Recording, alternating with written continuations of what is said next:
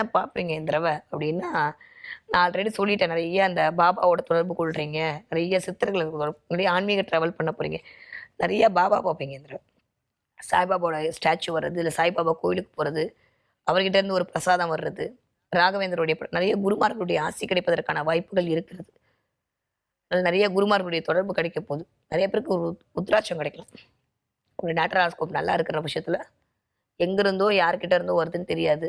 சொல்லும்போதே கனெக்ட் ஆகுது பயங்கரமா. நிறைய ருத்ராட்ச கிடைக்கிறது. அந்த போட்ட சிவன போய் நீங்க பார்க்கறது அப்படின்ற மாரி ருத்ராட்சத்தோட இந்த தடவ கனெக்ட் ஆகுது. ஸோ மீனராசிக்காரர்களுக்கு 2 விஷயங்கள் நீங்க பார்க்கலாம். 1 ருத்ராட்சத்தோட ஒரு அமைப்பு, ருத்ராட்சம் சம்மந்தப்பட்ட விஷயங்கள் அவங்க கண்ல படல, உங்க கைக்கு வரலாம். இல்ல அப்படி போட்ட சிவன நீங்க பார்க்கலாம். இல்ல அத பத்தி நீங்க படிக்கலாம், அத பார்க்கலாம். எல்லாமே நடக்கலாம். 2வது விஷயம், மிஸ்டர் நம்ம தலைவர் சாய்பாபா. அவர் வந்து உங்க கண்ல படலாம். இல்ல உங்களுக்கு வந்து அவருடைய ஃபோட்டோ, அவருடைய ஸ்டாச்சு யாராவது கொண்டு வந்து குடுக்கலாம். இல்ல அவர் கோயிலுக்கு போலாம். அவர் கோயிலுக்கு ஏதாவது தானம் குடுக்கலாம். இது எல்லாமே நடப்பதற்கான வாய்ப்பு இருக்கு. ஸோ இந்த தடவ 2மே இயங்குவதற்கான வாய்ப்பு கண்டிப்பாக மீனராசிக்காரர்கள் இருக்கு. இந்த 1 மாத காலம் மீனராசிக்காரர்கள் தொட்டதெல்லாம் தொடங்கக்கூடிய மாதமாகத்தான் இருக்கு. ரொம்ப நாளுக்கு அப்புறம் சந்தோஷமா இருக்கவங்க, இந்த சந்தோஷம் அப்படியே நீடிக்கிறதுக்கு என் மீனாட்சியும் உங்களுக்கு அருள் புரியட்டும்.